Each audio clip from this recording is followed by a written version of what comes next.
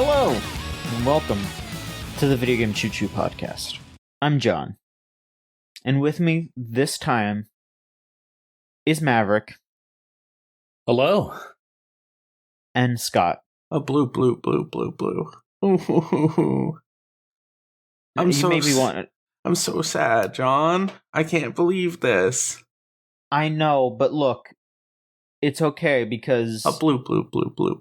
Well, you may be wondering why Scott is making sad noises over there. I'm so sad. Well, the answer is that this is the final episode of the Video Game Choo Choo podcast. A blue. I actually probably should have asked why you were crying, because what if you were just crying about something? No, we're commiserating in the same space, but I could be crying about a lot of things. You know, I have a lot of stuff going on. Okay. Well, yes, this is I'm not kidding. It actually is. Yeah, this is the last one. So we're done. Yeah. Been a ride. It has been. However, next week we are going to be putting out a podcast still. It is just not going to be called the Video Game Choo Choo podcast. Next week you could say that we're making a transfer at the next stop. That's true. Yes, we are. Because we got the site redesign coming. It's happening. We have a date. We have a concept. It's done. Like the site redesign is done. It's ready to go. We have like a couple of other small things we got to do, but like it's pretty much just primed to fire. We're like 90% of the way there. We got a small 10% we got to overcome, but we're getting there. I'd say like 95, maybe. You know, it's pretty much there, but we're gonna get there. We're gonna get there, and when we do, you're gonna see some cool stuff. I think I'm really excited about it. I think it seems like the rest of us are. How excited are you all? Bro, I have been at the edge, ready to bust for a long time now. Say that in another way that doesn't make me upset. I say that in a way that doesn't kick you off the dang train. I've been fucking deeply excited for this, especially as the dude who has mostly been taking care of like technical stuff on the website, and this is going to be like the biggest thing to fix most of our problems. So deeply excited about that.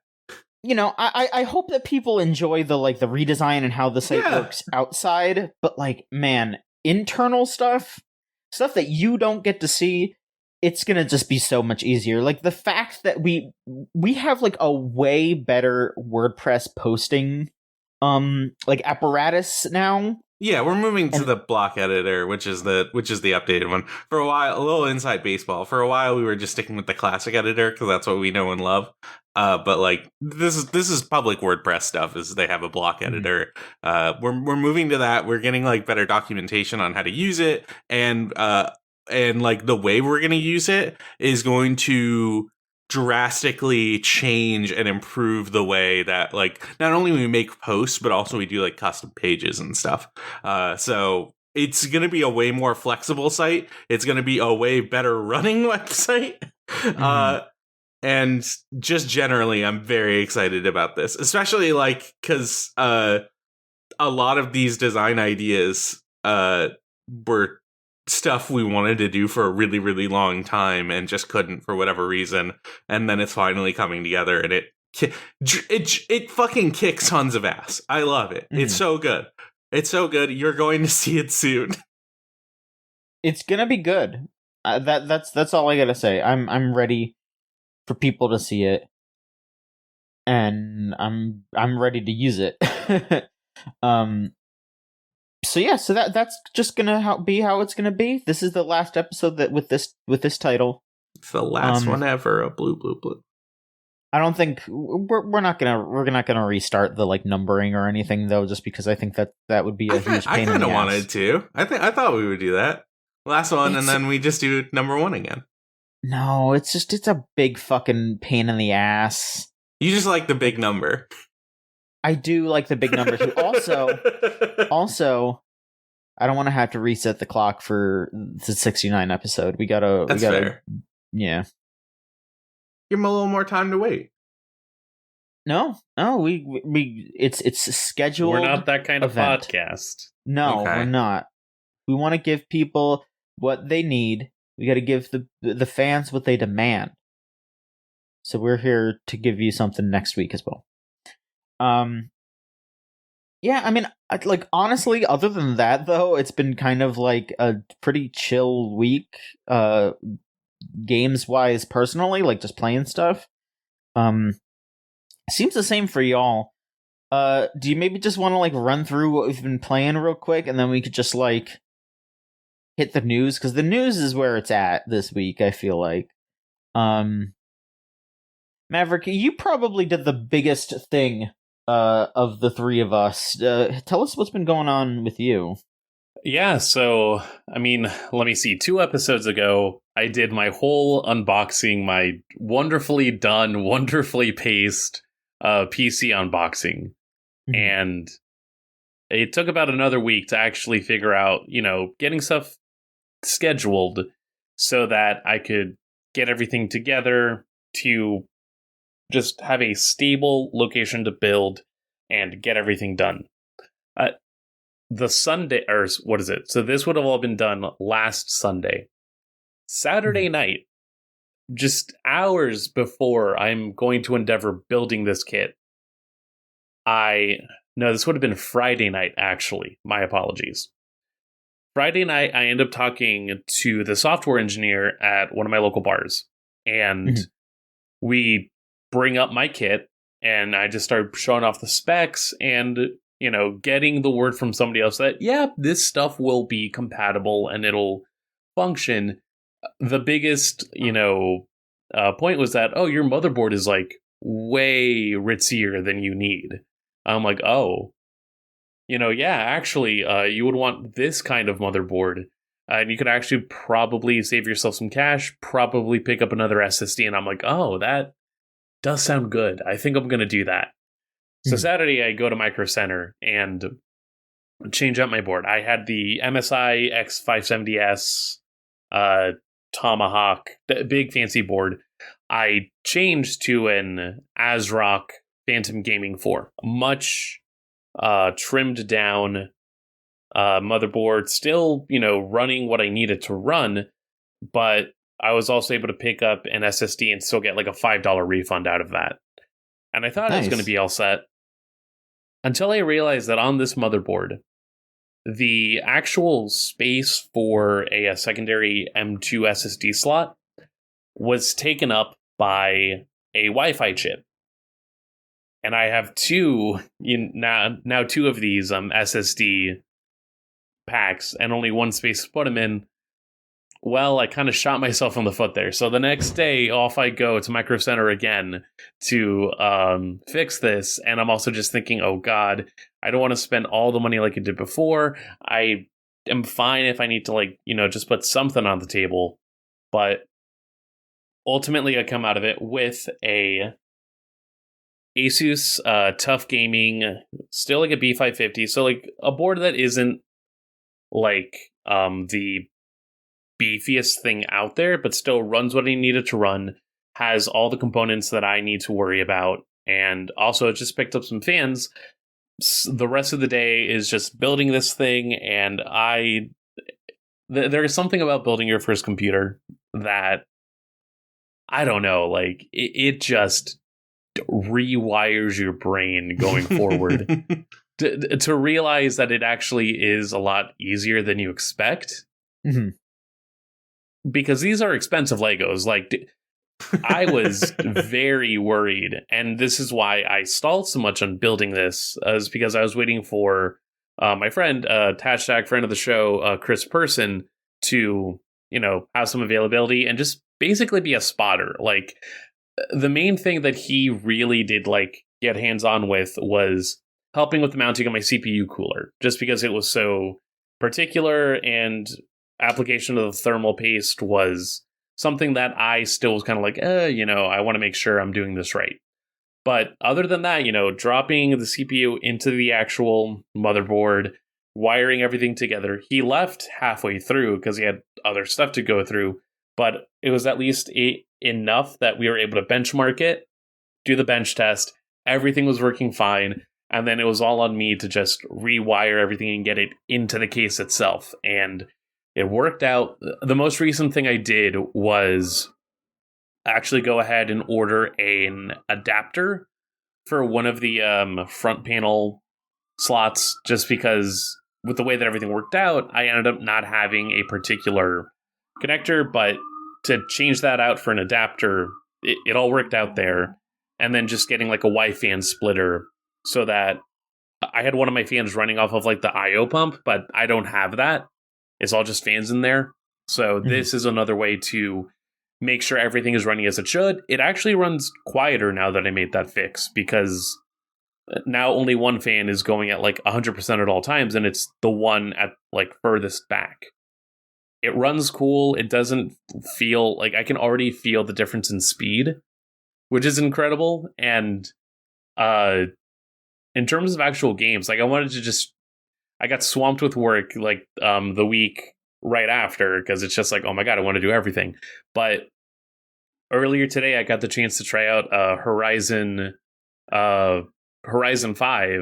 Yeah, Forza Horizon 5, because that just was not compatible with my old desktop. This, when your graphics setting is to a point where like it recommends extreme settings, and it's like, I'm not used to that. I love when it says maximum. It's like, yes, baby, please. I'll still be a little conservative with it and, change it to ultra. But then again, like that's the fucking 3060 Ti in this thing is more than capable. And I got it at like just above MSRP. So the thing I've really appreciated about a lot of games that have like not really benchmarking stuff, but like in graphical settings, they're the Resident Evil games, Resident Evil 2 remake, Resident Evil 4 remake, they have a like straight up memory bar that's like, hey, this is how much your settings are taking up. This is what like we sort of recommend, and like it's really nice when you have that, because you can just fiddle with settings and just be like, oh, this will get me exactly in the spot I need to get it at. And I love having that visualization. I really appreciate. I also did a very small amount of PC maintenance. I swapped out my old 1080, which has lasted me a very long time. Sold it for $100. I think I probably could have sold it for like 125 or something, or 150. But I just didn't want to hold on to it for very long. I swapped that out for a 2070 RTX, a 2070 Super RTX. So it's like a fairly substantial bit of like power, but even so, the 1080 lasted me a really, really long time. That's the other part I've realized in all of this as well, where, I have zero. It took me the longest time to actually figure out, and I found this out because they finally took the damn thing out. My old build is a mini ITX.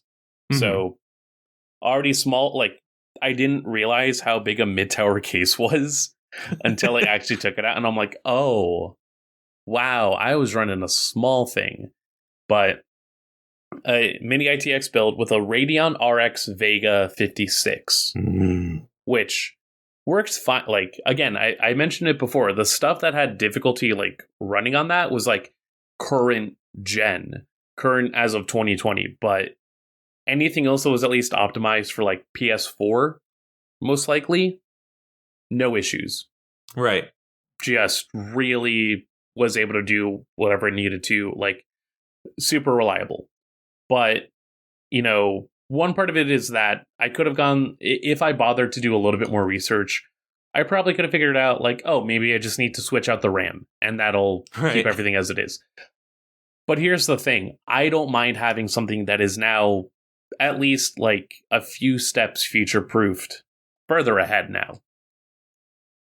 Because eventually I was going to hit a wall. Like, regardless, I was going to hit a wall. This year, the plan was at least at some point build a new PC. That was already in my cards. it just so happened that, I needed to do it much sooner than I expected. But now, and especially having the chance to do this where I'm less afraid to actually like tinker and really just get in there. Like, I don't know if this will pick up. That's the 2 ram sticks that I just took out from my old build. Just clack, clack, clacking. I'm trying to futz around with that so that I can give that to somebody else. But, that's sort of I don't know, it's just a huge confidence booster. Because it's nice. You managed to not fuck anything up, and now I get why, people that are big hardware guys get into it now. And you're kind of just wondering, what else can I mess around with? What else could I try and figure out or try and get into? I don't think I'm fully the way there as, Chris, again, love him to death, but holy hell, have I learned a lot about how you can be a freak about knobs and trackpads and home installation stuff where you can just, trigger the scene of Family Guy where Peter talks about how he doesn't like The Godfather as part of like a smart home setup. Like there's a lot of fancy shit you can do that is pure techno wizardry. I'm not there yet, but it has at least opened my eyes of like, oh, it is not as difficult as I thought. Yeah. Which that just rules. I'm just really happy about that. I still haven't built my own PC. I've had 2 custom PCs already, and they were both built by the same friend. And now I'm at the point where like this last PC that I got is still like working so well for me that I don't really need to do any like major substantial upgrades other than like that graphics card I swapped out. But I feel like if I did it now, I would have the confidence to do it. I could do it. I just don't have a need to do it, which is very funny because my roommate Stu has built at least like 2 different PCs within like the last week, just because. Like he built a new PC like for his like personal office, and he built one for like our like home entertainment system, like for our big TV, just so he could like game out on the TV like without needing to use like a PS5 or a Steam Deck or something. It's silly the amount of work that he's done in this, and like comparatively I feel like a damn chump.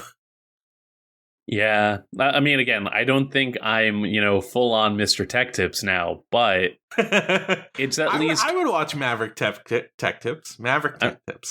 I would try, but no, like it at least refreshes you into getting familiar with the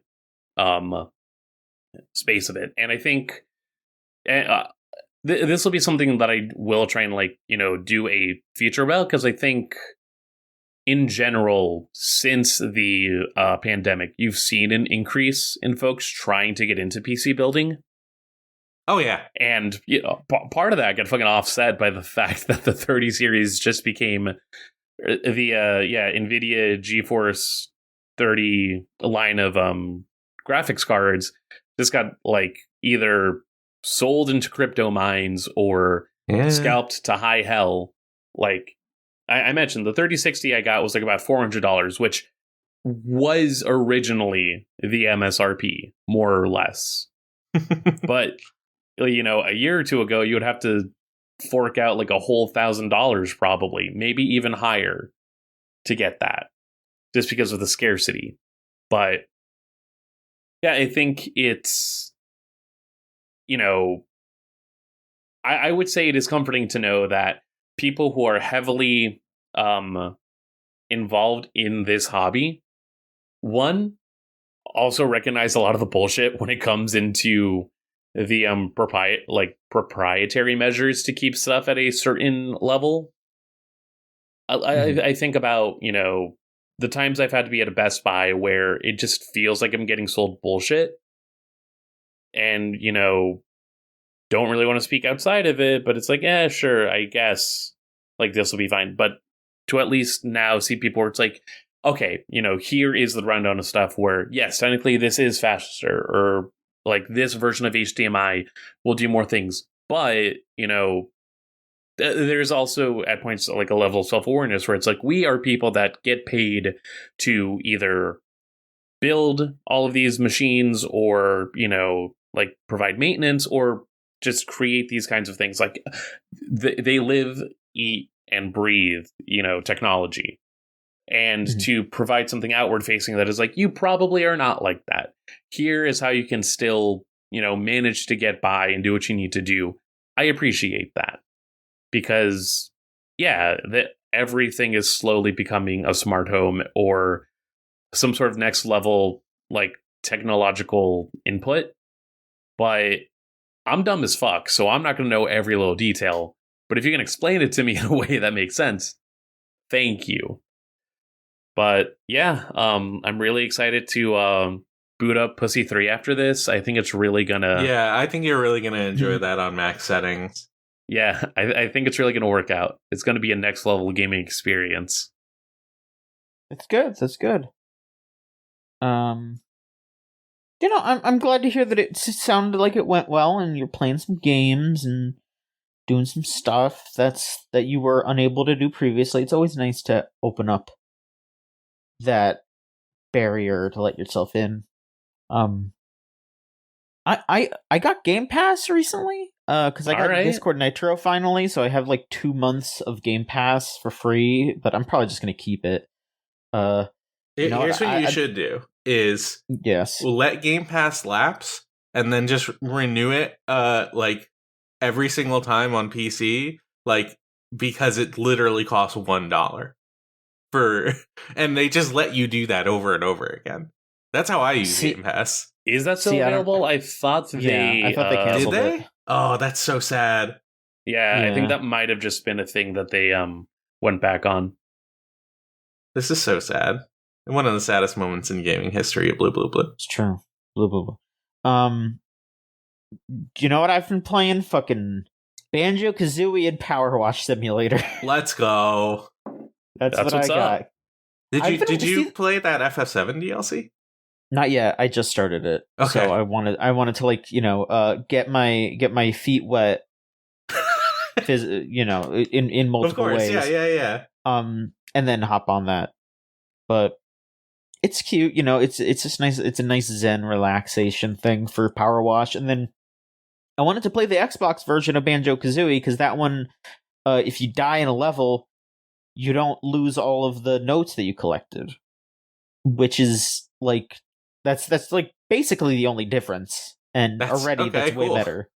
All right. Yeah. Just because, like, in Mario 64, it is a lot more trivial to collect 100 coins. But in Banjo-Kazooie, it's like, there are exactly 100 notes to pick up in the level. You have to collect them all to 100% of the level. Don't fuck it up. And so, it's a bit more palatable that way. Like, if I just fall off of something, it's not like, well, there goes, like, 45 minutes of progress. It's just more reasonable. But it's fun. It's cute. Like I like it a lot. I don't really want to pick a side between it and Mario 64 because I think they both do. Yeah, they both do really good things, but they are very different. And I mean, Banjo wouldn't exist without Mario 64. Banjo like builds upon it, but it is a very different type of thing. I do sort of like this implication that Banjo and Mario are sort of at odds with each other, especially in the year 2023. No, yeah, I mean, that's why it took him so long to get into Smash. Mario was just like, I fucking hate that guy. He politicked him out. He's like, no way, brother, that doesn't work for me. Sakurai's like, come on, and he's like, no can do. I don't vibe with that dude, brother. Yeah. It's a very Hulk Hogan vibe shit. God, I'm thinking about that Hulk Hogan tweet that I saw like last week or something, where it's like, he's coming for me. Oh yeah, he's on his way soon, and so it is. Amen. Thank you, God. And it's just a picture of the sunset. What? I'm gonna post it right now in our chat, but just What happened to Hulk Hogan? I don't know. He thinks. I think he thinks that the Rapture's coming. I think that's what it looks like. Brother, I can't wait to be accepted into the kingdom of heaven. Not with your track record, AJ. Yeah, man. Yeah. St. Peter turned me away at the gates. There's no Hulkamaniacs here.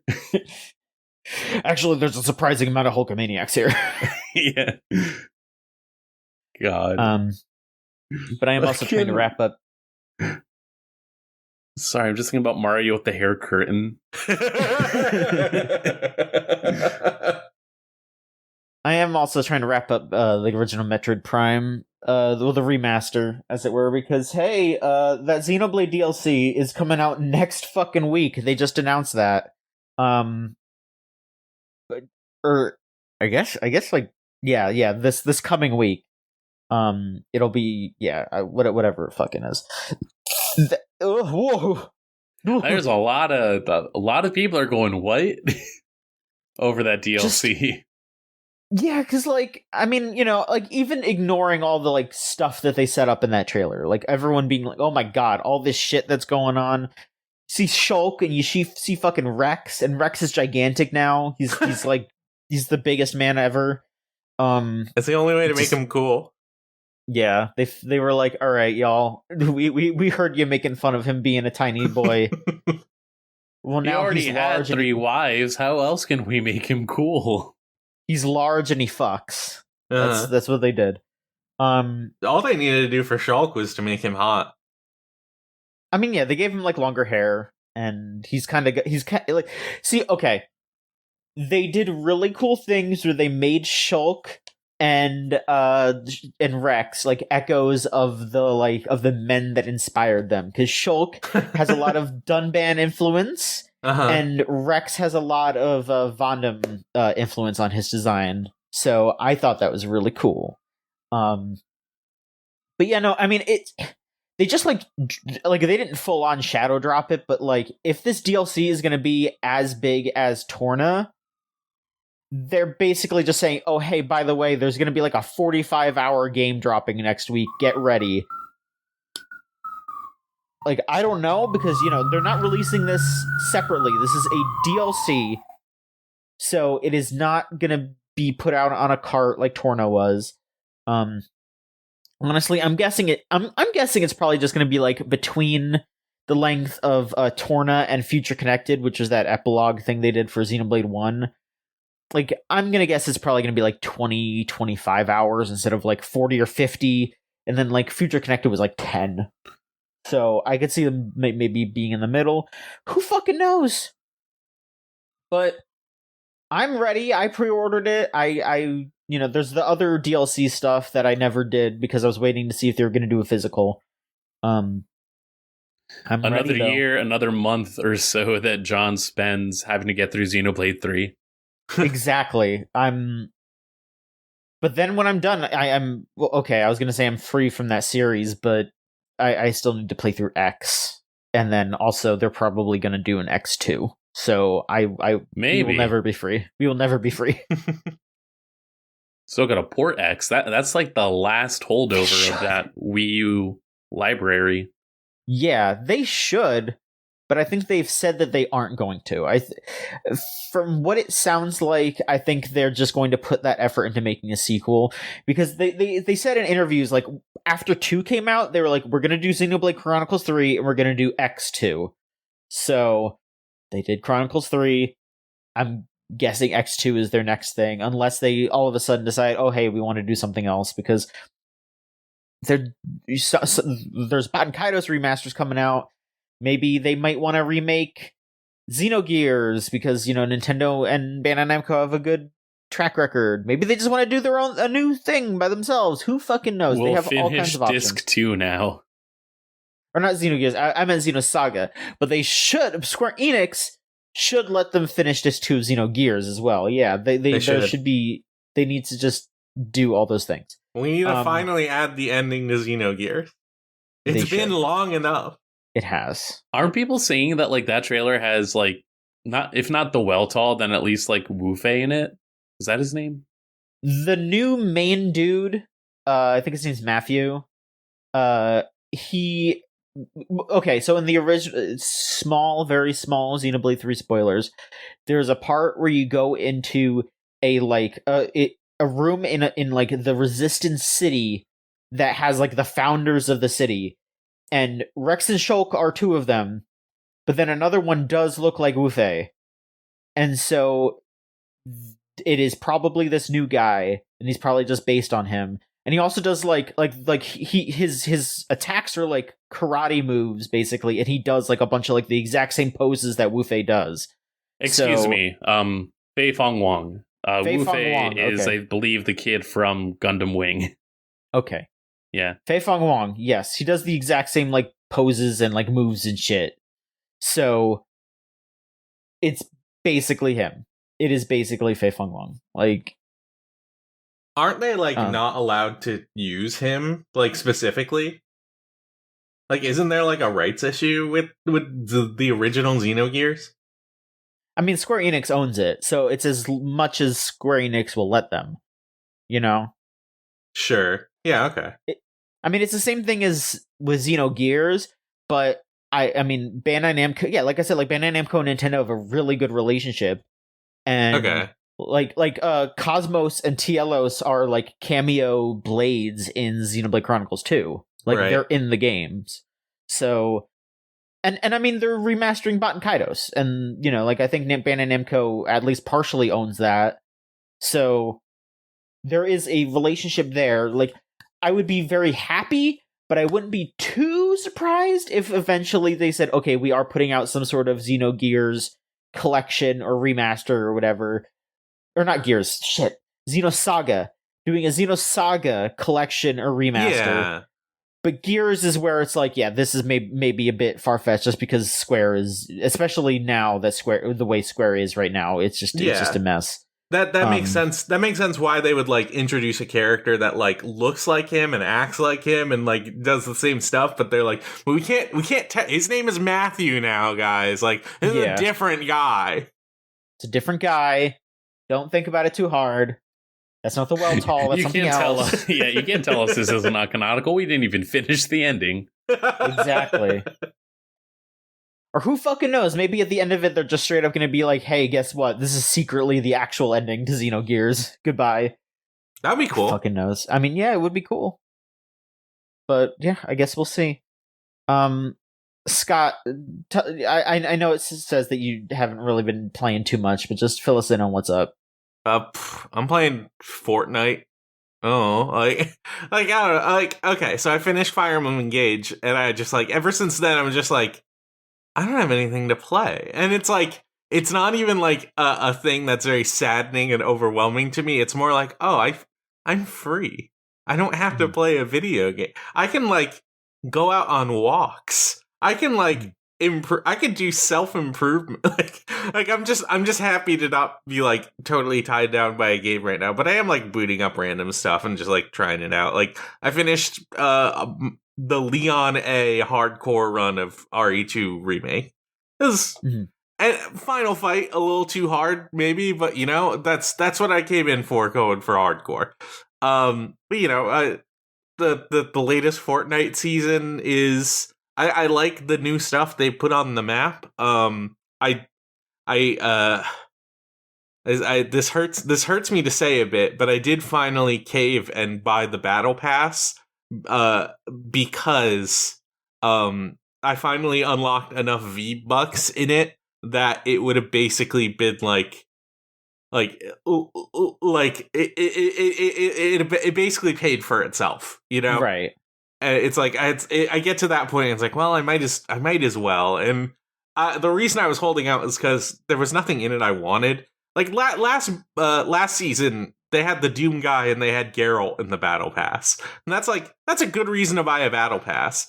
The crossover character in this one is fucking Eren Yeager, and I'm like, nah, I'm good.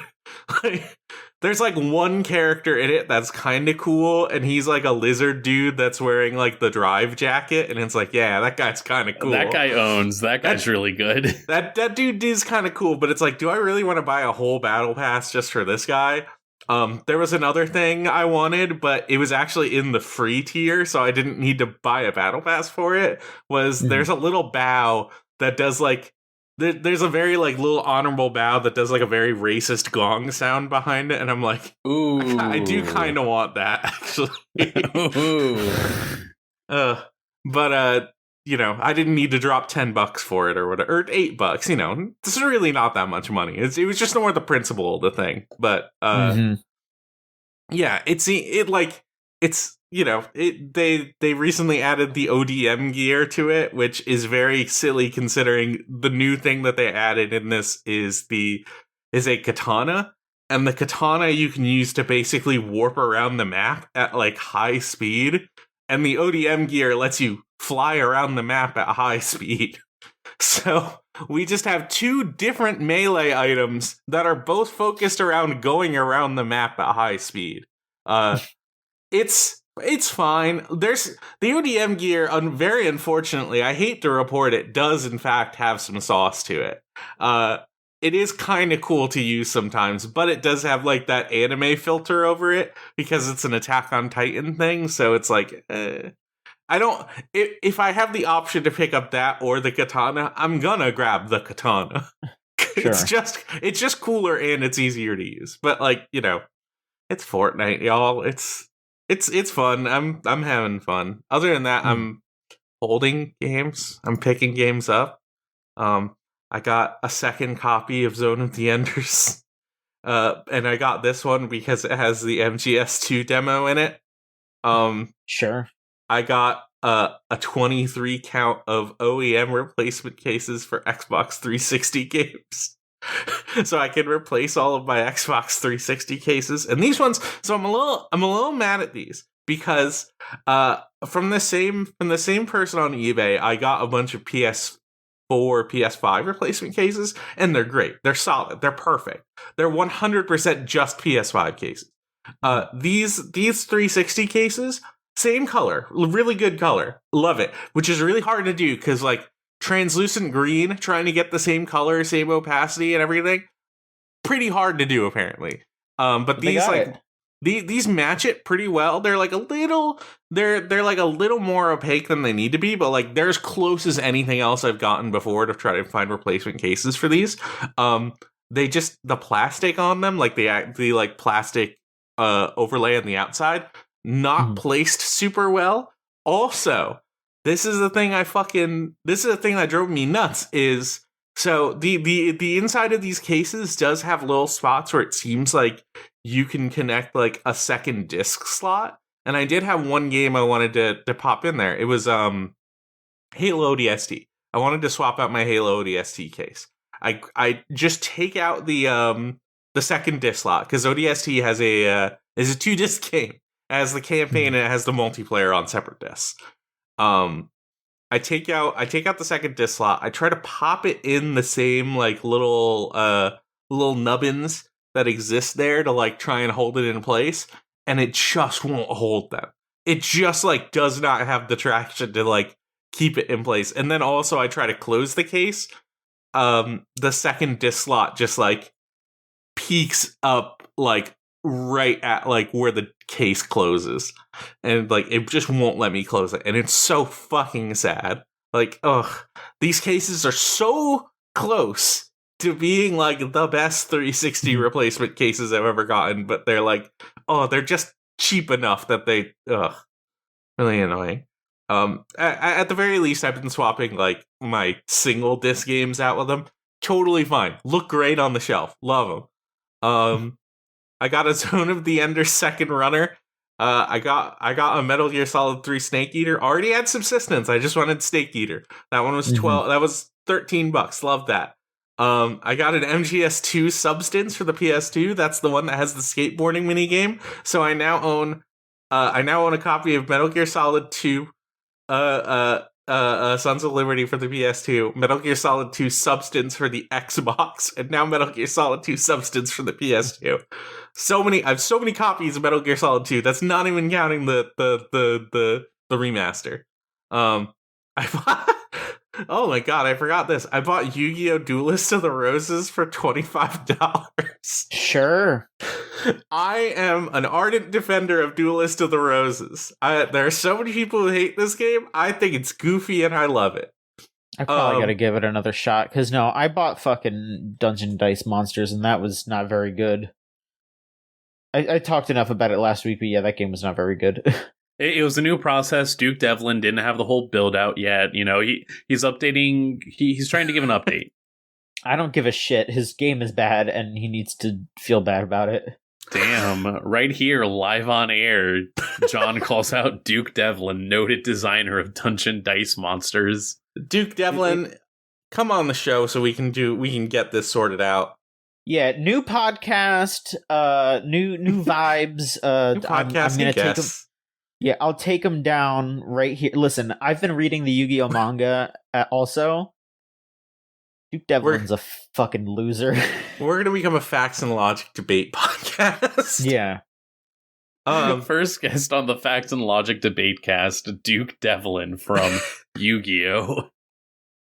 I had a copy of God of War 2 for the PS2 just sitting on my shelf for a really long time, and I got really tired of that and just bought God of War, the original one, just to put it right next to it, just so it's not alone anymore, just so it's not by itself. That one was $11.69. Love that. Nice. I bought WWE SmackDown Just Bring It for the PS2. Just bring it. Just bring it. And I also Here Comes the Pain. Yeah, I have Here Comes the Pain. Okay. I also bought WWE, the original SmackDown versus Raw for the PS2. So now I have the entire WWE SmackDown PS2 discography. I have all of them. I put every single one of them on a shelf, all next to each other. Actually, I think I'm missing some of the the newer ones. I think they stopped doing PS1 ones at around 2011 or something, but I have Xbox 360 copies of all of the ones after 2008. I even have a 2007 Xbox 360 one. That was the first one. And the next thing that's getting delivered to me for $6.88 on eBay, Balan Wonderworld for the PlayStation 4. I figured it was time because Balan Wonderworld is getting discontinued at physical retailers. That is true. Yeah, that is. I don't remember if we talked about that last week, but yeah, Balan is getting discontinued. Yuji Naka's history is being erased before our eyes. So I figured now is the time. Get a copy now, and then in 10 years it might be worth $20. You're setting up for the video game equivalent of Nuki on VHS. You're gonna do that episode of Red Letter Media, basically. Listen, if anyone wants to send me copies of Balan Wonderworld, I will set up a PO box. I will collect as many Balan Wonderworlds as you like. You'll get all of them together, and then when it's time to sell, you'll destroy every single one of them except for the copy you're gonna sell. So this is the sad thing is this Balan Wonderworld I got, I believe is going to be totally new. It's still going to be in the plastic. But I do kind of want to play Balan Wonderworld. Unused ticket. Unused ticket? What is this? Yeah, so each copy of the game comes with a ticket inviting you to Balan's World. That ticket is never going to get used. Never. No one else will be able to come into the world of... Well, this is what I'm debating internally: is do I crack this copy of Balan open, or do I preserve it for future generations? God, the question I never thought I'd have to answer: do I really want to crack open this copy of Balan Wonderworld?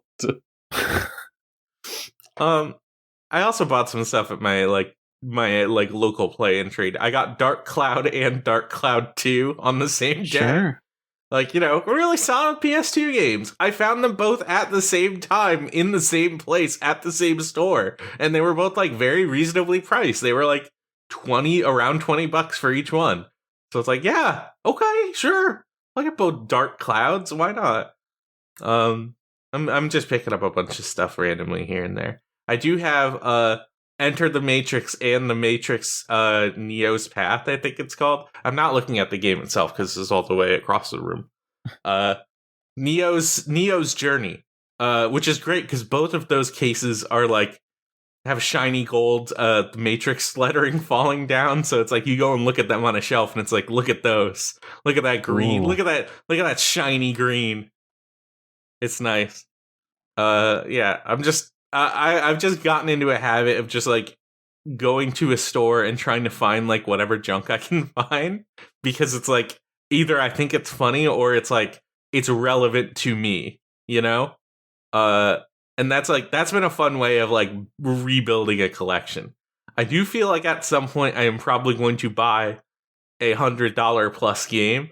I have the first and the second Dot Hack games. The first one is like, you can find that for like $10. It's like, it's nothing. It's cheap. Second one is like around $25-$30. The third one is in the $70-$80 range. It just like starts to get up a bit. And then the fourth one is in the $200-$300 range.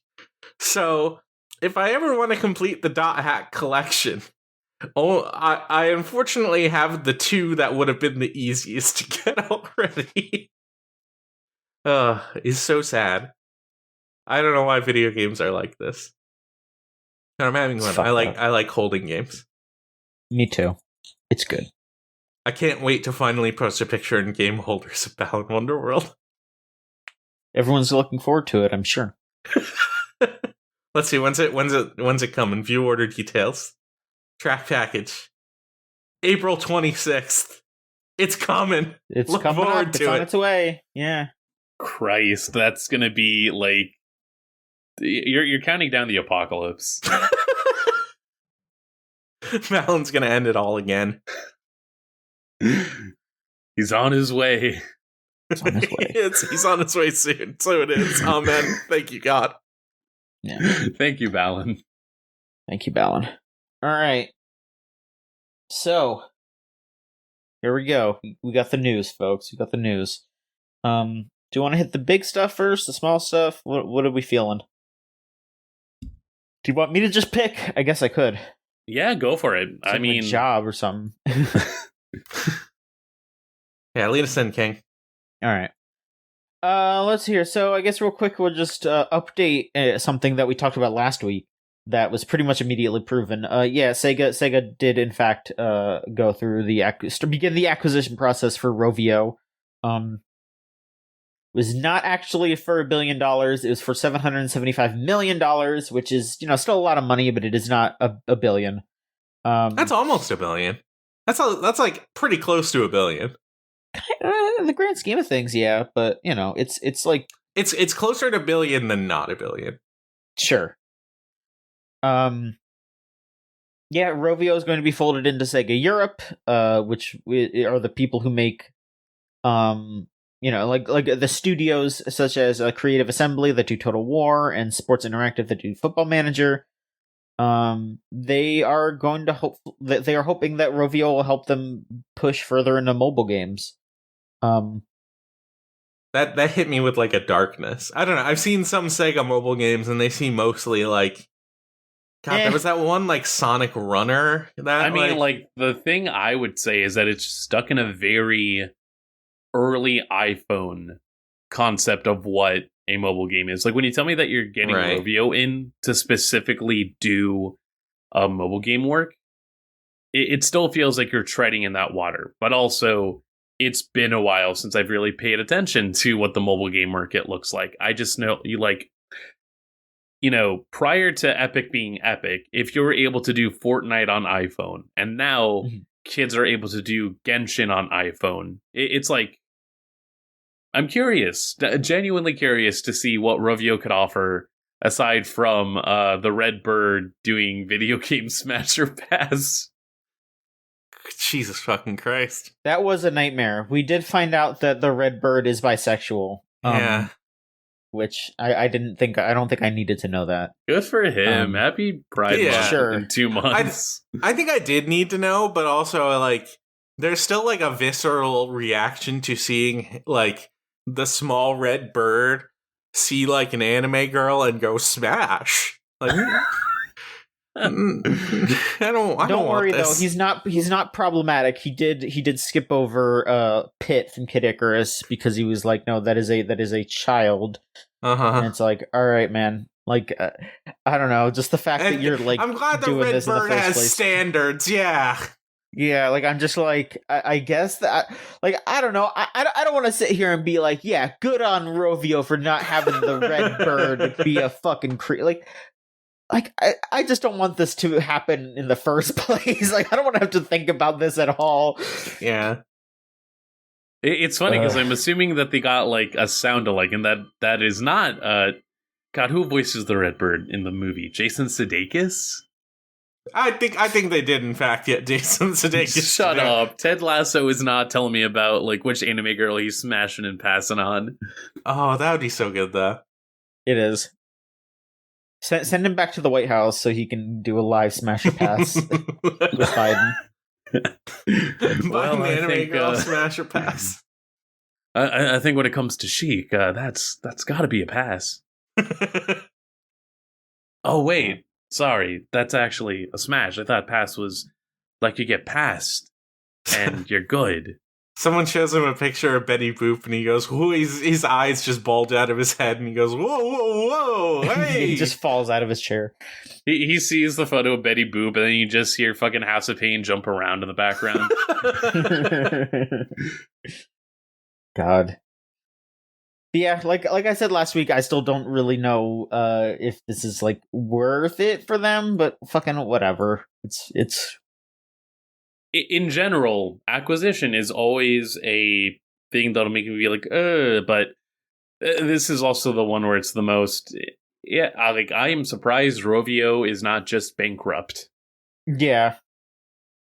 What are they? What kind of fucking like money is Rovio making right now? I can't imagine much. It's $775 million. Yeah, I mean, of course they're going to be making some money. They made Angry Birds. Angry Birds make some money, but like, I can't imagine them making like a million. There was a whole thing. Trillion. There was a whole thing about them discontinuing the original Angry Birds game. No, this was the Flappy Bird, wasn't it? I think I'm thinking of the Flappy Bird. You're thinking about Flappy Bird, and that was a guy. Oh, there's so many birds. I'm so fucking sick of birds, dude. We gotta get them out of games. They weren't shutting down the original Angry Birds. They were like changing it from a one-time payment to a recurring payment thing, like the current Angry Birds games are. And it's just like, no. Because it used to be like 99 cents and you had the whole thing, and then you just bought it. Yeah, and now the ultimate Angry Birds experience or whatever. Just, yeah. Stupid. It's stupid. Do they have gacha pulls in Angry Birds? Can you pull like a 5-star red bird or something? Where he's wearing like a swimsuit? That's a market they gotta get into. I want bisexual, unproblematic, 5-star. In Like a Dragon 8, Ichiban's gotta get up to a kid and he's like, "Hey, what are you playing?" And the kid's like, "Oh, I'm playing Angry Birds." And then you get to do... That's going to be the new port in fucking Like a Dragon 8. I was going to say, honestly, if you could just play Angry Birds in Like a Dragon 8, that would be very funny. I would think that's actually pretty good. You're going to get Fighting Viper still. You're going to get Virtual Fighter 5, the only way that Virtual Fighter 5 exists anymore. No, they ported that to PS4 and all that, so... They did, but now the most current gen is still going to be Like a Dragon. Yeah. But Angry Birds is going to be on there. God. They didn't make anything else, so that's it. Like that's a Rovio's I genuinely do not know another like Rovio video game. There isn't really one. Like all the other ones are like just a bunch of like failed mobile games that completely like fizzled out immediately. Like they made Angry Birds and then they made a shit ton of versions of Angry Birds. That's like all they did. Yeah, like Sega is buying them for the Angry Birds license, and to just have people who are like they're having a bunch of like mobile game developers on call, basically. Like they paid for the knowledge of mobile gaming and the Angry Birds IP. That is what they spent for. Darkfire Heroes, Small Town Murders, Sugar Block. The fuck? Yeah, just not true. Not true. These are all games that show up in like the commercial that's just like, save him now, can you fix it? Yeah. 100%. All right, some quick ones here.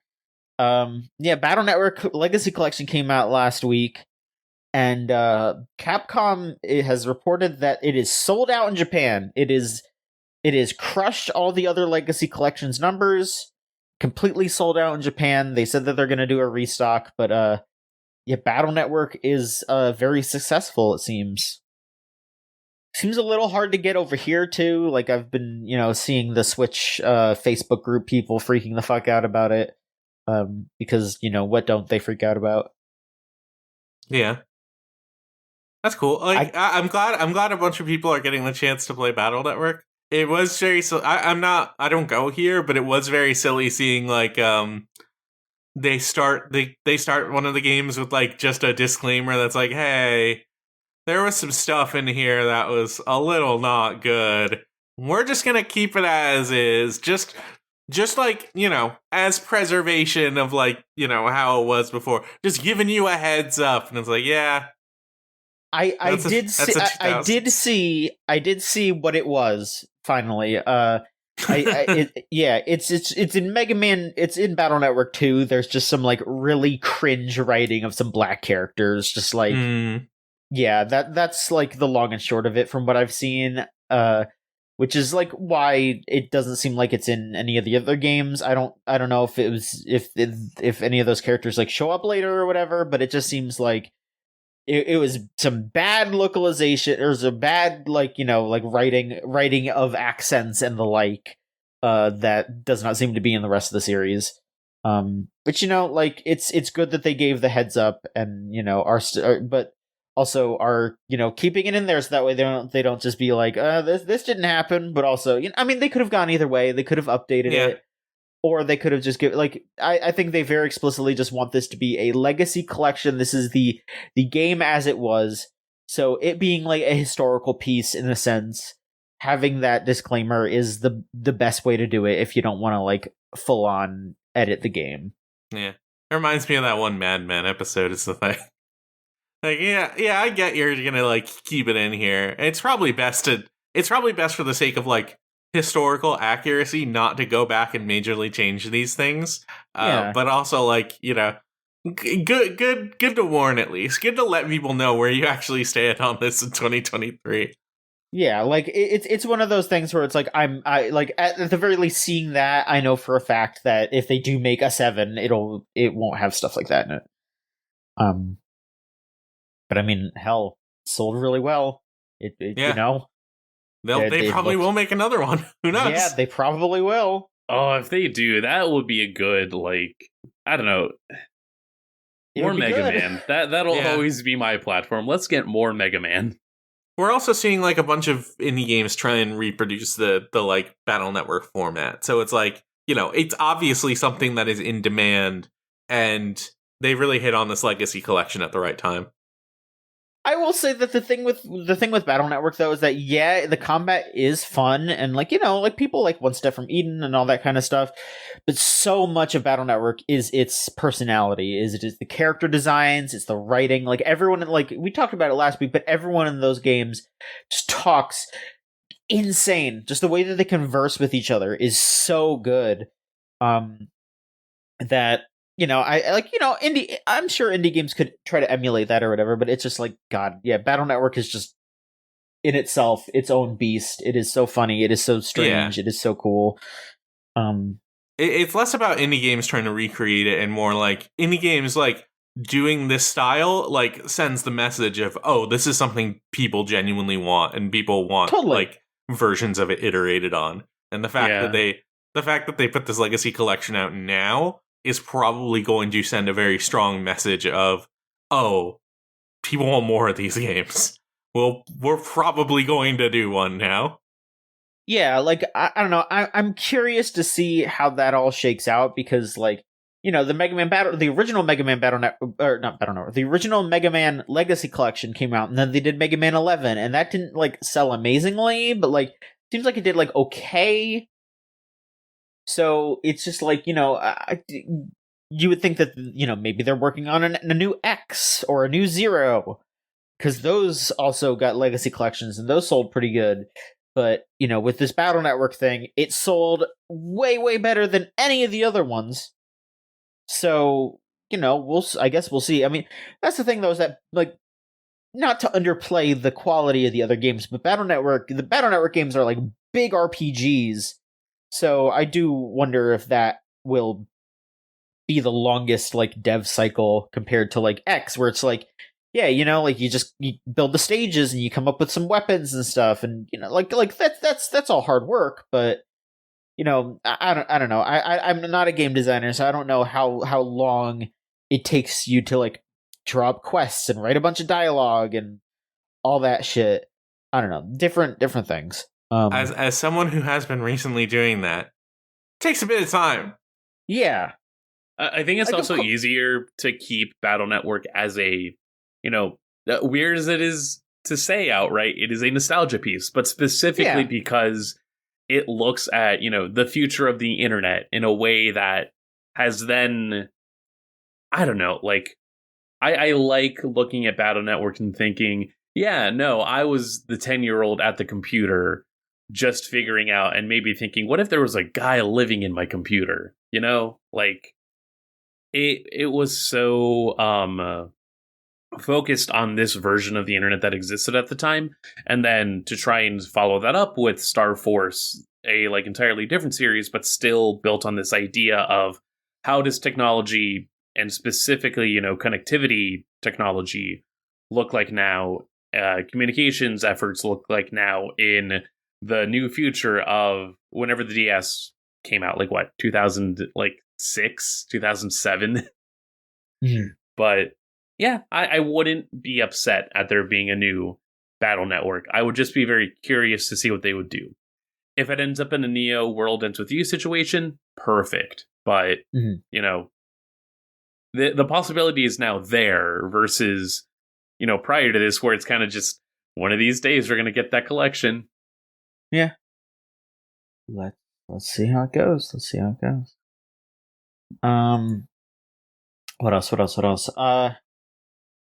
Bomb Rush Cyberpunk got a release date trailer. So there was a Nintendo Indie Direct. Not a lot of like crazy interesting stuff, but Bomb Rush Cyberpunk is maybe the highlight. Saying that it's coming out August 18th. So we're getting that Jet Set Radio vibe in August.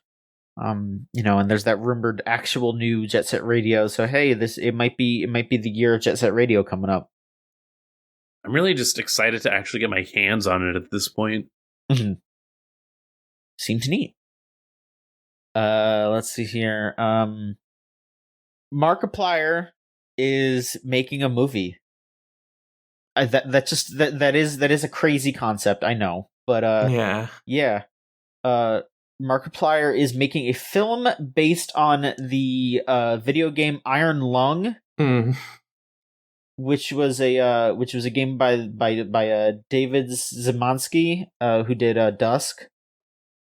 Yeah, I'm fairly familiar with Iron Lung. I've watched like a couple playthroughs of it. Still haven't played it myself. This game in specific, as a game to be adapted as a movie, seems utterly insane to me. Like, I think you could adapt this game as a movie. Seeing Markiplier as the guy doing it and also the guy starring in it, seems fucking like the game is you are in a small submarine by yourself. Your character doesn't talk. Your character doesn't react to anything that's happening, and it's all about the interactions you have with the things around you, because you can't see outside of the submarine. You can only see you can only take pictures of what's out there. You have like a map you can follow. That's about it. So it's like occasionally you take a picture and it's like, oh, there's something fucking horrifying out there. And like it's a small, introspective, slow, creepy game And that's why I think it works so well. And the idea that you would make it as a movie starring Markiplier is... What do you do? Like, is he just gonna sit there and say nothing the entire time and just react to things? Is it gonna be... The impression I get is it's probably going to be like a bigger submarine with like other people on the submarine reacting to the things outside, and it's like, bro, like, what are you doing? You're talking to the guy who is like the king of reactions, all right? You're right. You're so right.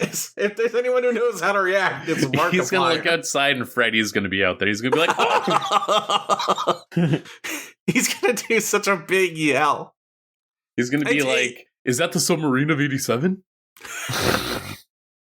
It's so funny though, because it's like, you can tell Markiplier wants to get into movies so fucking badly. Like, he's a good looking dude. He looks great. I don't know how good of an actor he is, because, I mean, well, I've seen him become Darkiplier, and it's fundamentally changed me. So, of course he's a great actor. I think if I had to think of anybody in this weird, like, cross-section of what I could... Here is me going, like, full tinfoil hat for a moment. Dwayne Johnson has lost himself in the Black Adam scenario and setup. I don't know what he plans to do after this. Like, the reputable, like, formula of, get The Rock involved in this. That'll be fine. That might be finally starting to show some wear. And so if I were thinking about like all these pieces together and trying to think, all right, we need someone that could maybe fill this spot. What are the kids into right now? Gaming? The kids are into games? Okay.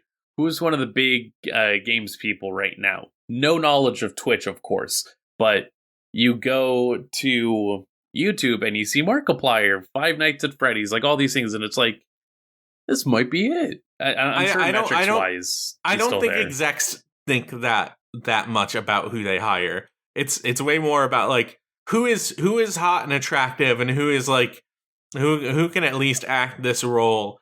And like, and here's the thing about Markiplier is like, yeah, he's like a hot dude, and if he can like do this thing, then like he'll probably be successful. The fact that it's like a self-bankrolled movie is like, you're giving me some strong like Tommy Wiseau vibes, my man. It's like I don't necessarily think it'll be like a bad movie unless Markiplier just has like a total fundamental misunderstanding of how movies are made. But like, it's just him in the lower third or the lower. the rest of the screen is the map. The rest of the screen is the movie itself, and he's just like, "All right, welcome everyone to the movie theater. We are going to go ahead and watch Iron Lung the movie." He reacts to his own movie. Jesus Christ! But it's like, it's the kind of thing where it's like, he's I don't know. I'm pretty sure he lives in LA. He wants to break out into acting so badly. He's been trying for a long time. Very successful YouTuber. So it's like, how do I finally get into this? Oh, I'll make my own movie, and because I've already got so much cultural cachet, people aren't not going to talk about it. Like I can imagine him going to casting calls and getting fucking laughed out or whatever, you know? And this is like his only way to do this credibly. So... Shouts out to my boy Marky Moo. I think you're gonna nail it out of the park with this deep introspective movie about a small 2x4 foot like submarine that you're in. I think it's gonna be great. If I had to think about anybody who could be the next Rock, it could be Mr. Markiplier. Mark of Plier. What if at some point during the movie, it's about drive, it's about power. We stay hungry, we devour. A big fucking dent gets punched into the submarine. You see like fist marks and everything, and Mark's like, wah! He does like a big scream, and then it's like you do a shot outside of the submarine, and it is of course the Rock just swimming by. Fuck, that would be good. God. Yeah, let's do it. I think you could get him. Mm-hmm. All right.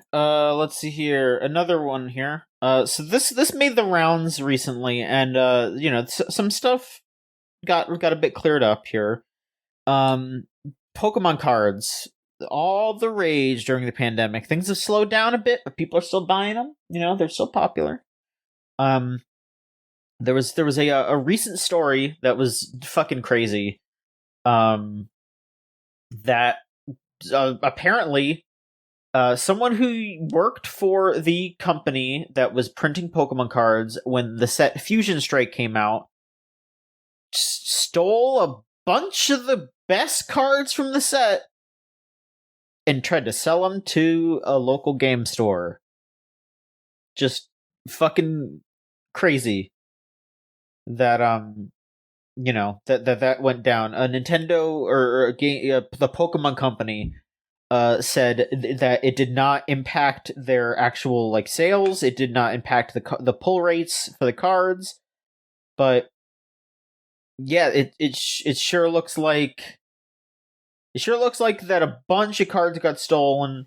And I mean, it basically just seems like Pokemon probably just refilled their order. They were just like, yeah, we're missing a bunch of cards. Give us some more.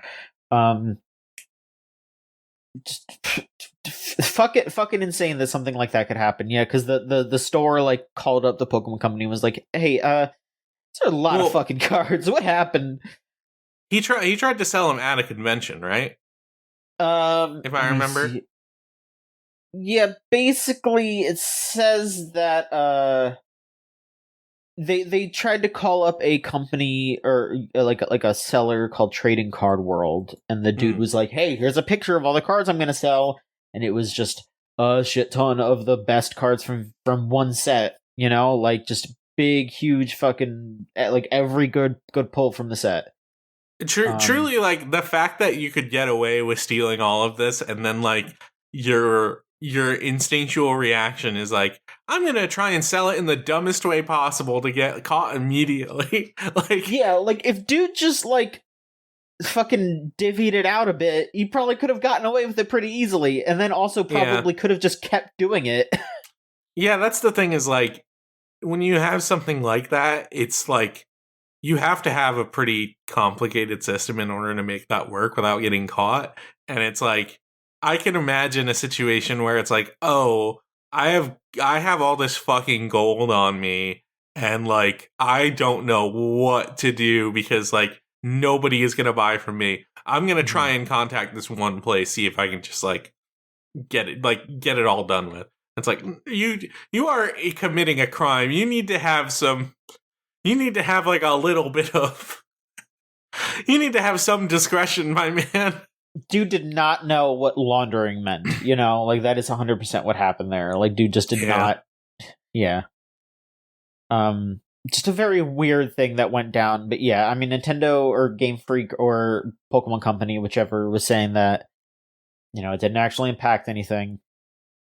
But that does kind of compound onto another news story that I saw. I don't remember if I mentioned this, but I got an email from Limited Run a month or two ago that was just hey, we're not doing the cards anymore that come with our games, because the reason why it's taking us so long to send cards or to send the games is because we're waiting on the company to make the cards, because the company got bought out by the Pokemon Company, and now it's taking them a million years to get our stuff done because they're too busy making Pokemon cards.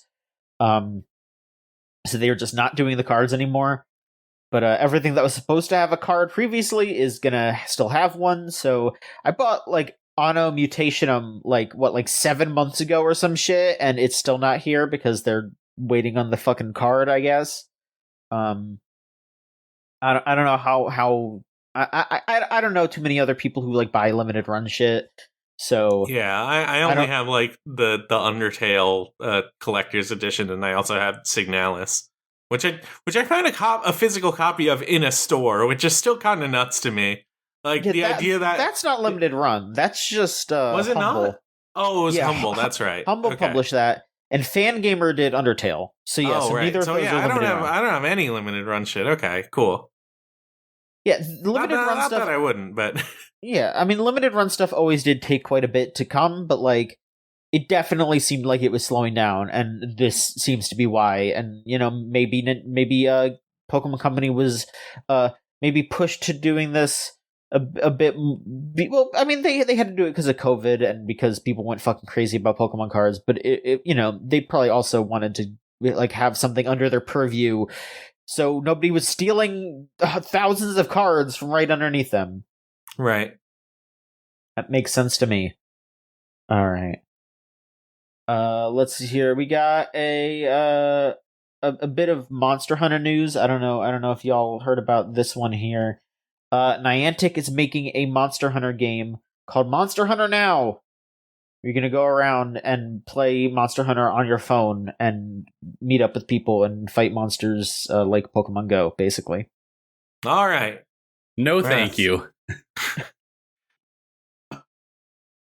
That already, like, I love Monster Hunter. I at least love World and Rise. I'm not going to sit here and try and like fake my credit, but the idea, I mean, Monster Hunter was already a mobile game. Like, hello to the time that it existed, thrived even on the PSP and 3DS. Yeah. Like, I don't know. I just need to actually see what this is about, because if it isn't just like we're doing the jankiest interface to hit to phone, yeah. If it is just I'm gonna walk a bit and then I'm gonna go like fight the Rathalos or whatever, I don't know. Like it, I get what they want to go for, but at the same time, like that's not necessarily what I want for supplementary Monster Hunter content, you know? Yeah, it's silly to me that people are still trying to chase the high of Pokemon Go. Like, we'll never be there again. It's been years. Like, none of these clones have landed anywhere near as big. No, like what you do is you look yourself in the mirror, recognize that, that highlight happened. It'll never happen again unless like lightning somehow manages to strike twice. And you just get yourself a pedometer, or you get yourself something else, or you re-download Pokemon Go, because that at least still has something for you there. Now, how big do you think a Monster Hunter gacha game would hit? Has there been one that existed? Not to my knowledge, but I could see like the ATB kind of a setup viable. There is one. It's Monster Hunter Riders. People say it's bad.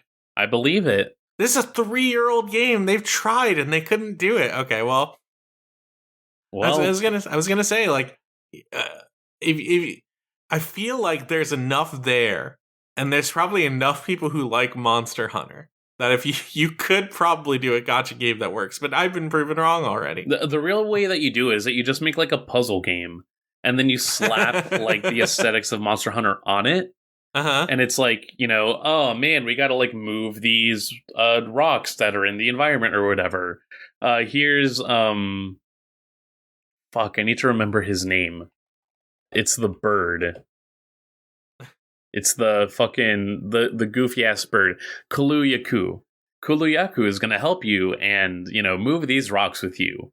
And then you just hire like a nice you hire a chibi or SD like graphic designer to do all new concepts for the monsters, and everyone has a blast. Yeah. Those Monster Hunter Funkos don't look bad. Like, those are actually pretty okay. What is it? Like, the further away they get from trying to look like a person, the better they end up being. Mm-hmm. So you're saying what we need is we need a Monster Hunter Candy Crush is what you think Monster Hunter Candy land. Crush would be fine, simple. I would even endeavor to say Monster Hunter Puyo. Yeah. Well, as we learned, Puyo apparently doesn't hit well in the US. Hey, you know what they both are? You know what both of those are? No, wait, they're not. They're ostensibly not. One is Capcom, the other is Sega. Yeah.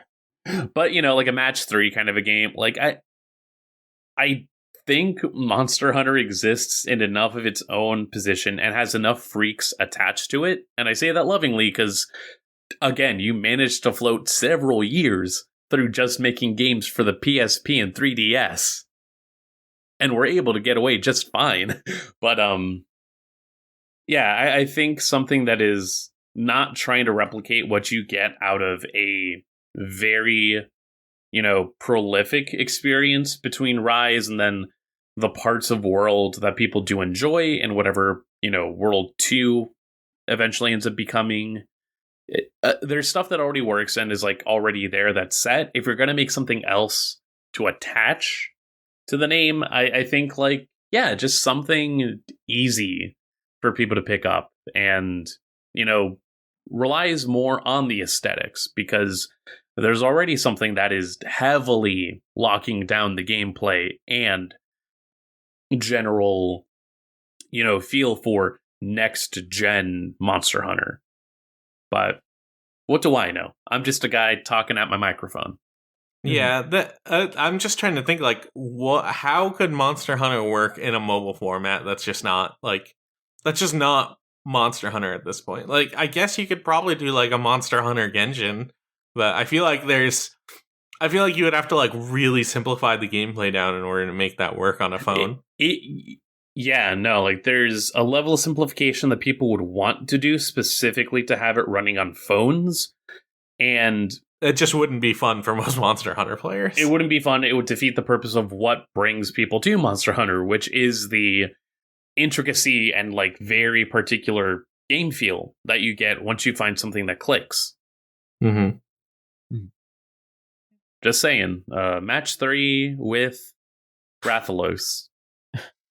It'll be a hit. Got it. Let's see here.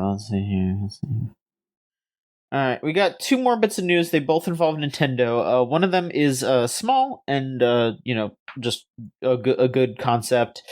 And the other one is the thing that took over the discourse for the week and is pretty fucked.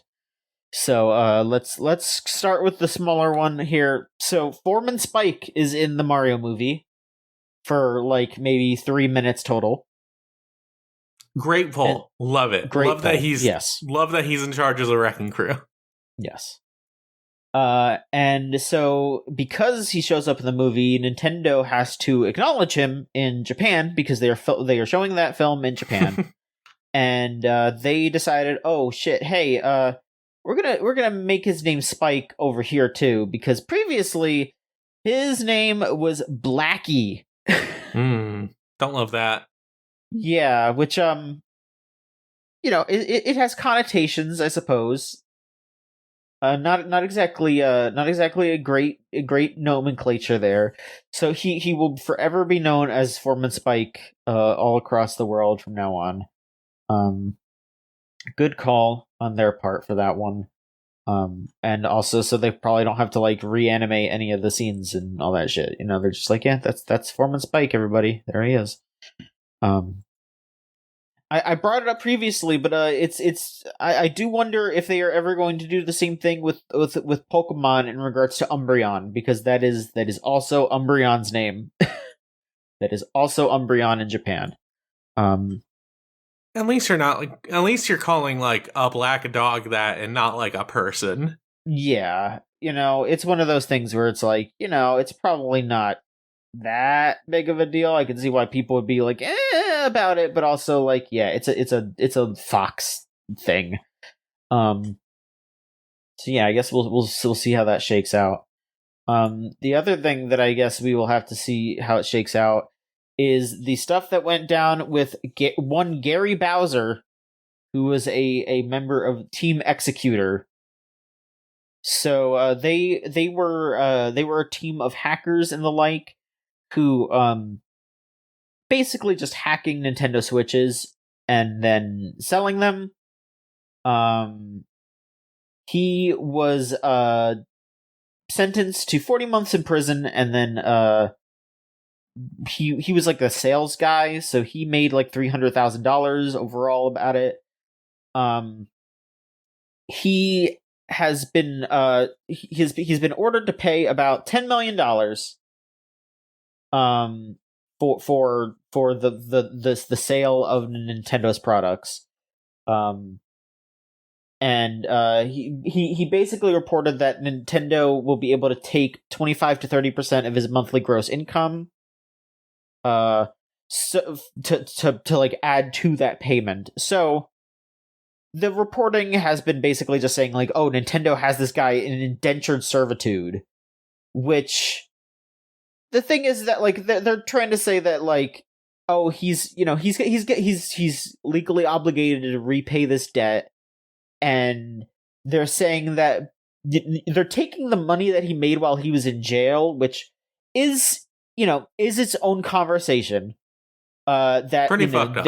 That is fucked up because he did get a job while he was in prison, and he basically made so little that he was only really able to pay $25 a month back. While he was in jail, he got released for good behavior, so he still owes a shit ton of money. But yeah, I mean, I would say that like the punishment does not fit the crime for this guy. No, but I will not. But I will say that like the other dude involved with this, who like runs Team Executor, made like millions of dollars off of this, like a shit ton of money. He's like sitting pretty in France with like his model wife, living in like a fucking mansion, and like they're trying to get him like deported over here or whatever. And it's like, it's one of those things where it's like, if they did this to that guy, it would make a lot more sense, because he probably just has the money to pay that. He probably has the money to pay off Gary Bowser's debt, and he's just not doing it because Gary Bowser is the fall guy. Yeah. So it seems like it is just a really, really shitty thing, and Nintendo is trying to make trying to make an example of this guy. And the thing is too, is that this Team Executor people, they were like basically setting it up so like at any point they could just brick the Switches that they were selling. Like they had like a shit ton of like malware and like just it was like, it's one of those things where it's like, I am of two minds of, yes, I do not think that this guy should be getting punished as harshly as he is for the crime that was committed. But also, like, this Max Loarn dude, the guy who runs Team who reportedly ran Team Executor,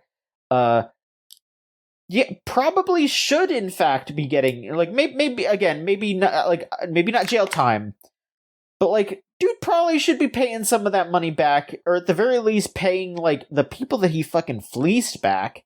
Because they're basically just like, using Nintendo's consoles to, give people a bunch of malware infested bullshit.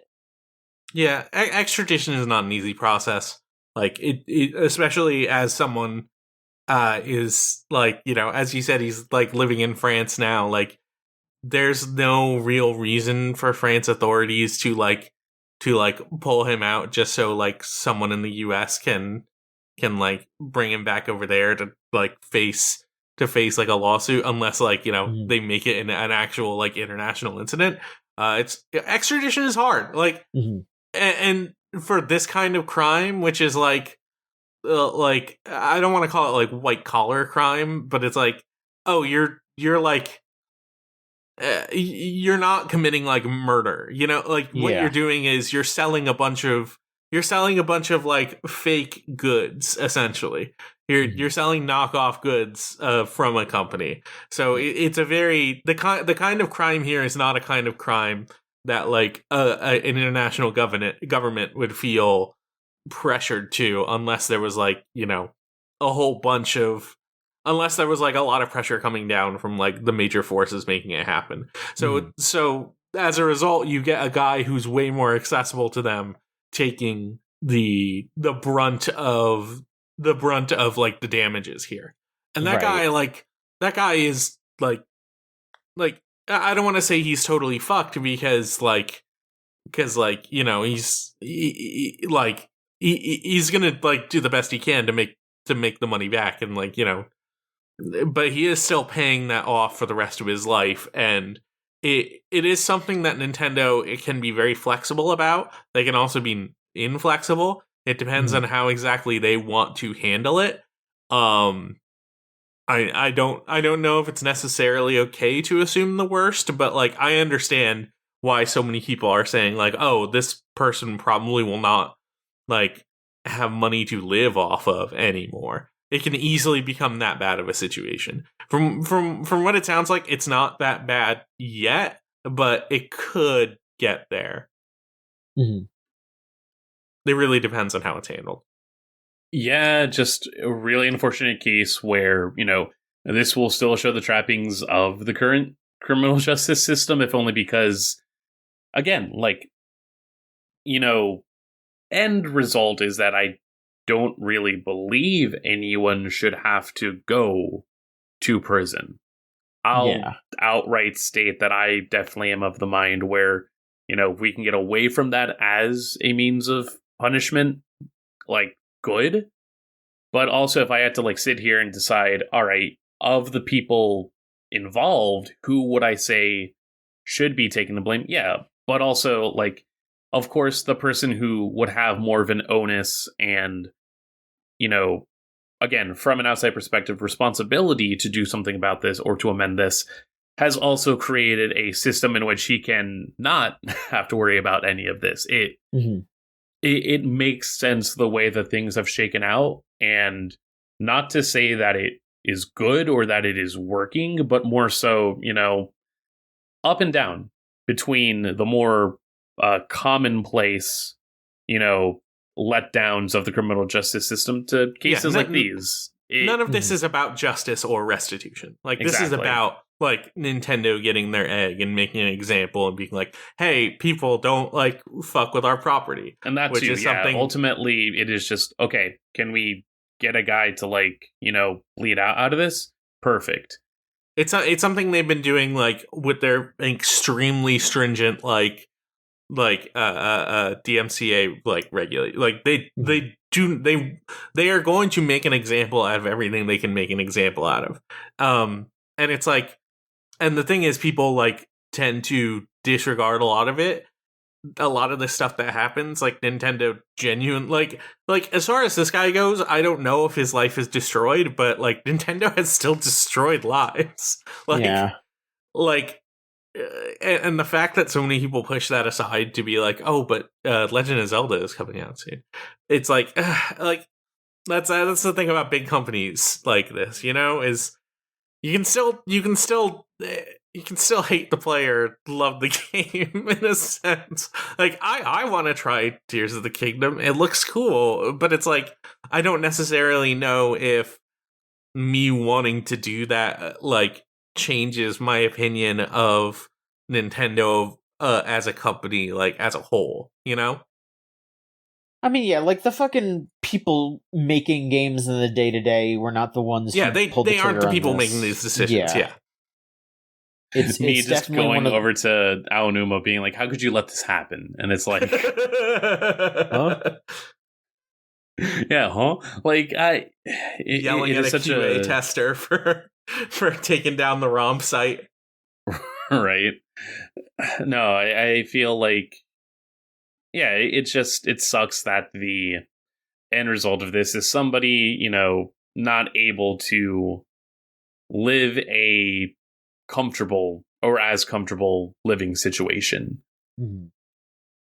Yeah, I guess we'll see how it all shakes out, because I mean, I could have sworn I read some story that because this was making an example of the guy, that Nintendo was just going to be yeah, all right, you're good, but you paid your debt to society, we're just going to let you go, basically, which I could have sworn I read something about that. But again, I don't think that going to jail for this is the answer, no matter how long it is.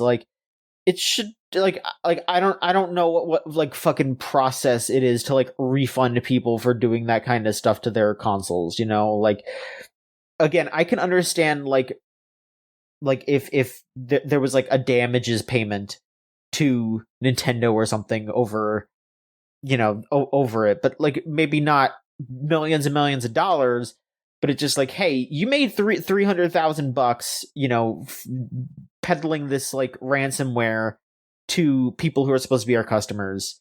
Like, you know, there's got to be some way to make it right that doesn't involve fucking over the guy for life and sending him to prison and all that shit. Like, I don't know. I'm not one of those people who are, you know, like trying to talk about like, you know, no more prisons or anything. Cause like, yeah, like I believe in that, but I also, you know, I'm not someone who's sitting there trying to figure that out. There are smarter people than I figuring that out. It's the kind of thing where the consequences of it are pretty much entirely decided by the company who wants to, who wants to like press charges and continue to make some sort of like case out of this. Because also it's the fact that they have the money to, they have the means to actually go through at least some level of court process and find a solution that works for them. Like, I thankfully have not had to go to any sort of court officiation, but I can tell that it is also expensive in its own way. And so, like, if this somehow is still the cheapest way that Gary Bowser could find himself out of, like, this entire situation, also something to gawk at this point because of how, I don't know, it is just a reminder of how fucked this all is. And I don't just want to leave it at that, but more just like, yeah, there are a lot more factors in place. And, you know, John, as you said, like, people much smarter than I am, but with the same guiding principle, wanting to at least make sure something like this doesn't have to happen. Yeah. So here's the thing to me is Gary Bowser like his real name? Is that a pseudonym? Yes. No, that is his name. Related to Doug, actually, is a very well, that's what I was about to say. Is like I had no idea this surname existed before, like Doug Bowser, and now we have multiple people, both related to Nintendo in some way, who both have Bowser as a name. When did this happen? Where did these Bowsers come from?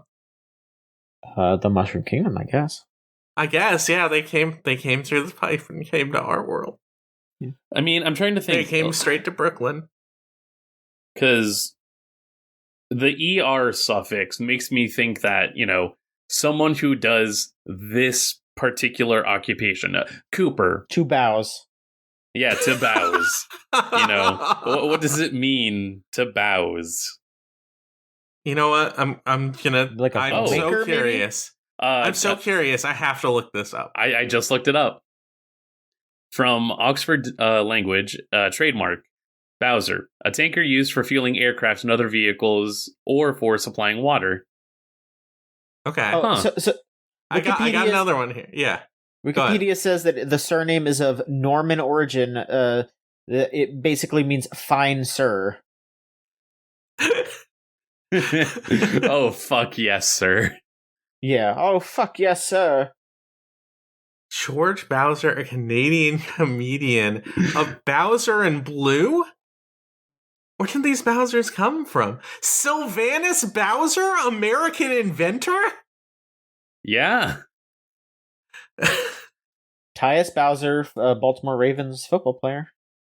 Born 1995. He's like active probably.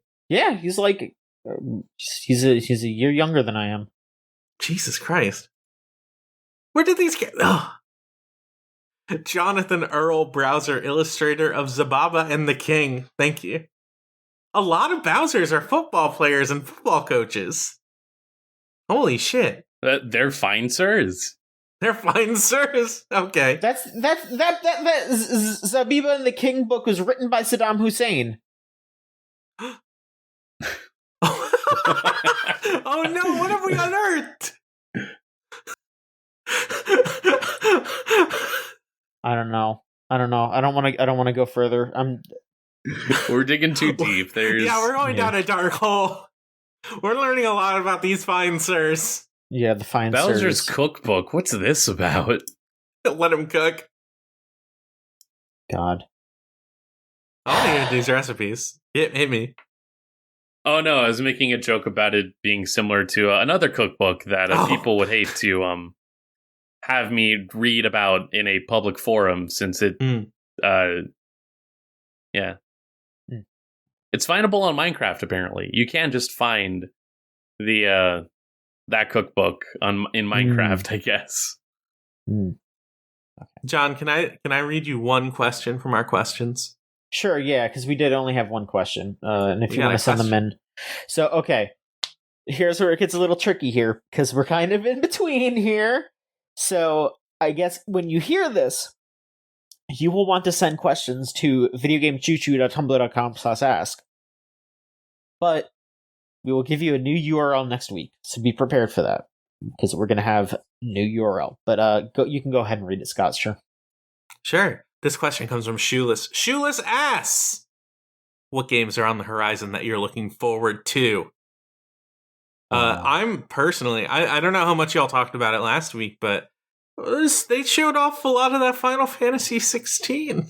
And you know what? I got a little bit crucified by all my friends who like a Devil May Cry. Because that game does, in fact, look like a Devil May Cry in a lot of ways. But, like, I specifically said, yeah, I liked the parts of it, the combat that were really hitting for me, were the early game parts where you basically just had a sword and a fireball. And I was called crazy by multiple people. Because people love shooting tons of shit into the air and juggling enemies and doing, absurd stuff. Which, looks fun. It looks fun. But to me, my personal interest in playing fantasy games like this is, I got a sword and a fireball. Cause I'm a Dark Souls fucker. Like that looks cool to me. I don't know, it looks really neat. I really appreciate that, like, they didn't make it just a straight up open world game. Like, the areas that you're in seem very big, and you're picking them and like traveling between them. And I bet there will be some like open worldy aspects to them, but like the fact that they just give you a full map and say like, these are bespoke areas, is very, like, it's interesting to me. Like, they could have just made this a big old open world game like they did Final Fantasy 15. And they were just like, no, we want this to be a little bit more focused. And I respect that.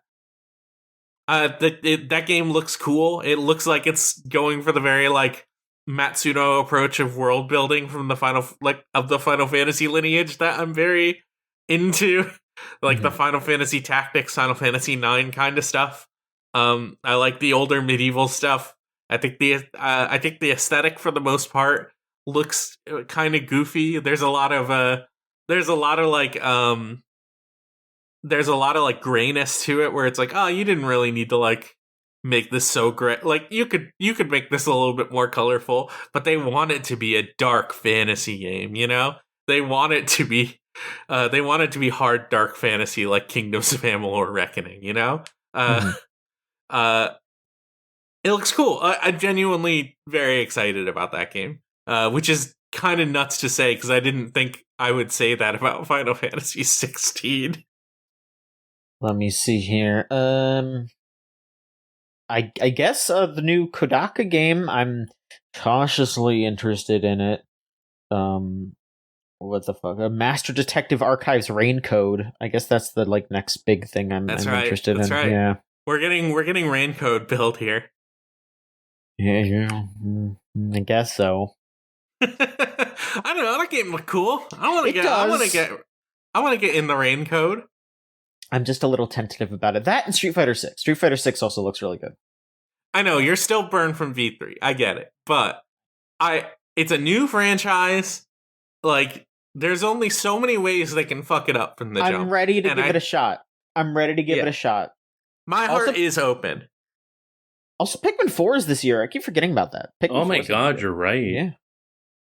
Yeah, that might be there. I do have Tears of the Kingdom as my next, like, confirmed Gamefly option. And so, in a week or two, I don't know, I haven't really made much headway in Kirby or One Piece. It's like, maybe I'll try to get either of those finished so I could, like, justify it more, but then, in terms of stuff that I could at least try, like, Jedi Survivor is coming out, which I'm curious. The first game looked fine. I didn't really get a chance to mess around with it, but if they give me more toys to play with in this, like, light version of Sekiro, that's fine. Yeah, Street Fighter 6 is definitely one that I want to try and, like, mess around with, see if I can just learn a character, maybe. Yeah. It doesn't sound like anyone here touched the demo, right? I haven't yet. I mean, literally, my PS5 is still unconnected because of all the fucking rearranging I've had to do Right. to get my PC set up. But maybe tonight I'll actually be able to like finish rearranging everything, and maybe I'll download it. I have no idea. Yeah, I'd probably do it like tomorrow or something because I'm, less busy. Yeah, I did try a bit of Ken. Ken is maybe the first character I'm going to gravitate to. Don't really know who else is like speaking to me right now. Not to say it's a bad game, because it's definitely not. It's just like, thankfully Tekken 8 has confirmed that I'll buy it because they put Leroy in. But just the coolest character of the last 10 years. You nailed it. But yeah, for Street Fighter 6, it's maybe Ken. Maybe I'll try, I don't know, like Luke is pretty okay. I just gotta actually maybe I'll try the demo and just start messing around. Well, it's only single player, but I'm not a big like Street Fighter guy, but I do kind of want to make like a big beefy man. Or like you can make some real freaks in that, and that's exciting. You really can. You can make some fucked up shit in that game. It's a certified freak maker. Mm-hmm. Yeah. Return of Frederick. Yeah. You can form an underfunny in that one for sure. Oh, and then for me at least, Trails from Reverie, the latest in the not latest, but like the closer for the most recent Legend of Heroes Trails stuff, comes out this summer. And I still got to catch up on the entries in the series that I haven't touched yet. So probably going to figure out a schedule just to get all that together. Does that mean I'll be caught up by the time it releases? I'll give up on that. But to at least start playing that game by get that in my collection of completed games before our next game of the year. That is the way that I'm looking at it right now. Because it could easily be my Xenoblade 3 in terms of just the rest of this year will be dedicated to that, maybe. Mm-hmm. All right. Well, anything else y'all want to say before we wrap this one up? It's been a long road. It's been so. I'm so sad that the video game Choo Choo is coming to its final stop. It's gonna pull into the station, and then it's gonna get a huge coat of paint, and then be called something else because we got sold to a new company. But the video game Choo Choo will never die. Listen, this train is being retired, but we are putting a brand new train on the same track. It'll be nice. It'll be tuned up. It's going to be a new train that is also part of the video game Choo Choo line. Let's be real here. Sure, yeah. I mean, look, like I said, we're refreshing things. We are not completely restarting. We're not. It's just a new. Oh, yeah. It's same group, same people you vibe. love, same podcast, same vibes. We're not selling out. We're not becoming huge dorks. We're just getting a bit of a name change, a bit of a facelift, and I think I'm very excited for what we have coming next. Me too. Yeah. God, I think I'm coming around to 2 years. Maybe this month. Oh, hit him with the date, John. Ah, yes. Okay, I completely forgot we didn't say the exact date. It's going to be May 1st. May 1st. We're 1st. doing it. Mm-hmm. New May, new us. New us. Yeah, some spring. Spring will have sprung. Yes, for now, the website is videogamechoochoo.com. For now, the Twitter is at VGChoochoo. For now, the Tumblr is videogamechoochoo.tumblr.com. For now, the Facebook is facebook.com/videogamechoochoo. For now, the YouTube is youtube.com/videogamechoochoo. And for now, the Twitch is twitch.tv/VGChoochoo. I don't think Patreon, we can change the name of the Patreon. I think that has to stay the same. We'll see what we can do. I don't know. Yeah. But for now, the Patreon is patreon.com/VGCC. It is $3 a month for all of our stuff a week early, plus some extra bonus stuff that you can only see there. We're gonna try to do more of that stuff with the new revamp. We'll see how it goes. You know, we're gonna try stuff. We're gonna test stuff. We're gonna see how it shakes out. One thing that isn't going to change is our Discord server's URL, which is the gamezone.zone. Type that into your web browser and it'll bring you straight there. I will just tell you the website is not going to be the Game Zone. It is not named that. Oh, it's not. Oh, unfortunately. Okay. Well, I have to sell these shirts somehow. Okay, well. And thank you for our theme song, Crush, off of the album Magic is Real by Meltchannel/Magic Circuit. If you want to hear their stuff, it's meltchannel.bandcamp.com or magic-circuit.bandcamp.com. Make sure you support them anytime, but especially on Bandcamp Friday. Y'all shout out your stuff. Yeah, I'm Scott B, FKA Socks on Twitter. You can check out the first season of America's Next Top Podcast co-host. That's Antpick Pod, ANTPCH Pod on Twitter. We're trying to put more out. I still have an episode in editing that has been sitting for a while. We've just been very delayed due to a bunch of life things that have happened. But we have plans. I think May is going to be a big month for us to kickstart the podcast again. Very excited to do more co-hosting. Judging co-hosts to become the next big co-host. Maverick, you can still sorry, what was that? I said Maverick, how about you? You can still find me over on Twitter at Mavsplaniamania. That's at MAVSPLANIA until there's a better site that lets me do what I do there. That's where again, I always explain it. Twitter is like a shady little dive bar that gets me the drinks at the price I need.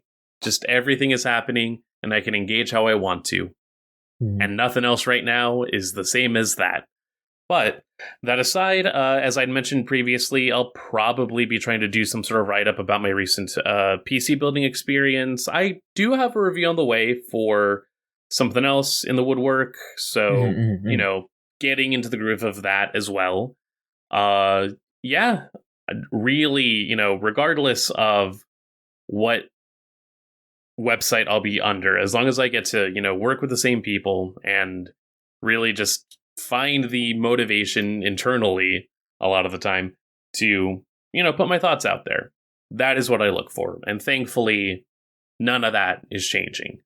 You can find me on Twitter also, I guess, for now, at JOHN_MSCHONSKI. That's my name on Twitter. And that'll do it. Thank you so much, everybody, and we'll be back next week. Not with another episode of the Video Game Choo Choo podcast, but with the first episode of the same show with a different name. So thank you. We'll see you soon. Have a good one. Chugga chugga.